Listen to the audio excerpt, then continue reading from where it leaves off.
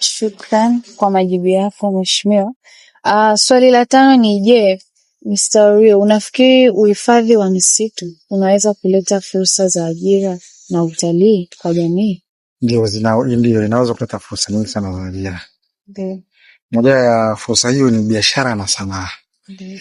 Biashara na sanaa kwamba pindi wanaweza kujiajiri wao wenyewe kutengeneza bidhaa, mfano zile shanga za Kimasai au kutengeneza vinyago ambazo hizo zitawasaidia wao pindi wale wageni wanapokuja kutembelea hifadhi hii, wataweza kutoka nje na kuona bidhaa wanazotengeneza kule na kuweza kuzinunua.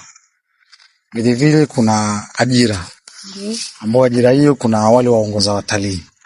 Ambao vijana ambao watapata ajira ya kuongoza watalii ndani na kuelezea vitu vinavyopatikana. Kuna kazi za hoteli aidha zilizopo ndani au nje ya hifadhi.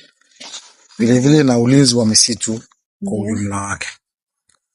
Fursa nyingine ya ajira ni utalii wa mazingira, ambao ni kupata kipato kutoka kwa watalii vile vile. Kwamba wametembelea, wamekuja, wamefika hapo, wamenunua hichi, watapata kitu fulani. Shukran sana. Asante kwa